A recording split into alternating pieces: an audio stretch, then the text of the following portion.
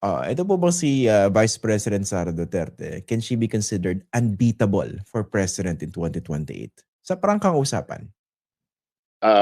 She is definitely the front runner, di ba? Para sa mga trolls dyan na gusto na mag-bash, will acknowledge the fact that she is definitely the front runner. Definitely she has a lead. Kumbaga may head start siya. Kung race to, no, may head start siya. She has the narrative. She has a strong narrative. She inherits a very, very powerful brand. And she has the anti-administration change partiality ng Pilipino working for her. So, is she ahead? Yes. Is she a strong candidate? Yes. Is she right now the strongest candidate? Absolutely. Is she unbeatable? Nobody's unbeatable in politics. Dito sa mundo natin, ano, if this profession has taught me anything, it is the fact that nobody is unbeatable. You'd think, I mean, really, just gusto kong gumamit ng mga examples last election, kaya lang baka may mga ma-offend ako eh. Pero last election, may mga local candidates that you thought were just insurmountable in terms of leads, na bilang ang ending, hindi sila nanalo, natalo ng malalaking margins, no? Especially in local. So the tide is shifting politically.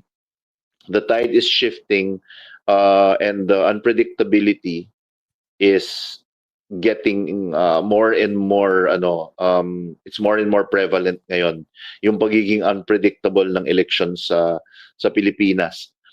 Siguro sa Senado na lang tayo tumingin, di ba? Yung mga iniisip mong mga sure win sa Senado, hindi nakapasok. That's perhaps the best example I can use, di ba? Yung mga old familiars, yung mga orcs, old familiars, their relatives, the celebrities, hindi sila nakapasok. So nag-iiba yung tide. So walang unbeatable. Haba ng sinabi ko, pero yun yung crux of what I'm trying to say. Walang unbeatable na kandidato. Wala. Okay. So ang sagot niya sa tanong, is she unbeatable? No. Pwede siyang matalo. Okay. Yes, okay. absolutely. Bago natin himayin yung mga reasons, no? Basically, let's talk about the timing. Kasi ang conventional wisdom ng mga ordinaryong tao, kami yun, na hindi political strategist, kaming mga common, mga casual commentators. You have not authored any scholarly works or have had published journals internationally. Yes. Oh my God, the riffraff. You're the riffraff. Yeah. Ang conventional wisdom na meron kami ay pag nag-announce ka this early, you're exposing yourself too early as well. And absolutely, you have a lead time in terms of preparing. You also have you're also giving that advantage, so to speak, to your opponents to attack and hit you basically. Similar to what happened to Jejomar Binay. Kaso ako naman bilang isang casual casual observer, parang sa akin correct me if I'm wrong, hindi ma-apply sa kanya yung nangyari kay Jejomar Binay, who also made this intention early. Tapos binakbakan siya, and then natalo siya ng 2016. Kasi iba yung following ng Sara Duterte. Cult-like. Cult-like. Number one. Number two, the vastly overrated factor on why the Binay model or the Binay framework doesn't apply to Vice President Inday is really, magugulat, siguro, marami magugulat, mahuhulog ang mga pinggan, but actually very predictable. It's really the rise of social media. Because during that time that then Vice President Jojo Binay was running for the presidency, legacy media ang nangingibabaw noon, traditional media, tri-media, print, radio, television. So ang hirap sagutin, ang hirap sumagot, wala kang evangelists, one way ang information. Kung ano yung kinakascade na informasyon, yun yung nababasa ng tao. There's no feedback mechanism. Yes, there's no feedback mechanism. Wala kang tagapagtanggol na 15,000 whether they're real evangelists or trolls. Walang pwedeng gumawa ng 700 Facebook pages in a day para depensahan yung mga akusasyon, or walang pwedeng easily maglihis ng issue. Unlike today, in this social media driven era, The Binay model really would not apply that much to Vice President Inday. Apart from the fact na sinabi mo, talagang yung mga supporters ni Vice President, rabid is the word. Talagang they're gonna bite on that bone and they're not gonna let go. Facts be damned, evidence be damned, feelings, protestations be damned. Talagang hindi kakalas yan. Nax, nagamit ko yung line. Walang kumakalas. Nax. Okay. So, dalawa yung description niya na pwede, no? Rabid fan base or cult-like following. Even your obsession with cults, man. Hindi, 'di ba? Kumaga talagang highly emotionally driven yung yung support, hindi ba? Kumaga medyo kahit anong policy yan, basta Duterte kami. In fact, the perhaps more scholarly term is she commands the anti-establishment vote. She's the anti-elitist, anti-oligarch, anti-imperial Manila, anti-authority vote. She's a rebel rock star ang dating ng mga Duterte. They're the rebel rock stars. So, really very hard to dislodge or surmount. Kaya siya lamang. Okay. Kaya siya talagang lamang. Okay. Ang tanong ko dyan, no? So, rebel rockstar. Yun ang description sa kanya. And of course, I agree, no?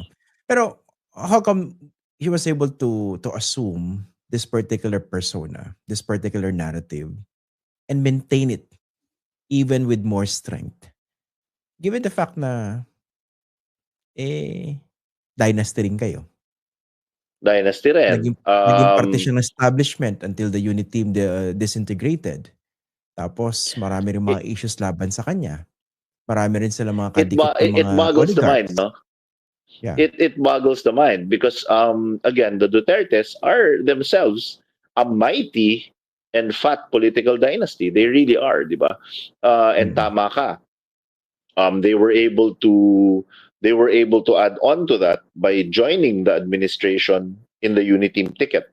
But siguro, had that continued, had she not broken away from the Uniteam ticket, I personally, of course, hindsight is always 100% correct.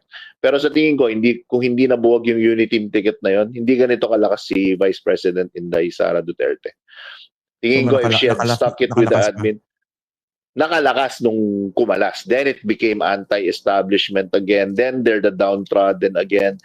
Then they are the anti-elitist, anti-imperial Manila champions again. Kasi nga, nagkaroon ng complete breakdown dito sa Uniteam. For me, that was the major inflection point kung paano na resuscitate, if not revitalize, yung Duterte brand na talaga namang na-perfect ng kanyang ama. Hindi ba, of course, baka obvious naman yung sagot dito sa tanong ko, no? Hindi ba sinusuri din ng mga tao kung merong ginagawa yung vice presidente? Dapat buwis natin nagbabayad Dapat naman, di ba? Imagine kung ikaw meron kang halimbawa staff sa opisina, tapos wala naman, di ba? Ikaw nagbabayad ng sweldo, tapos 4 out of 5 days naka-leave, di ba? Punta kung saan, tapos hindi mo talaga alam. Ano bang ginagawa?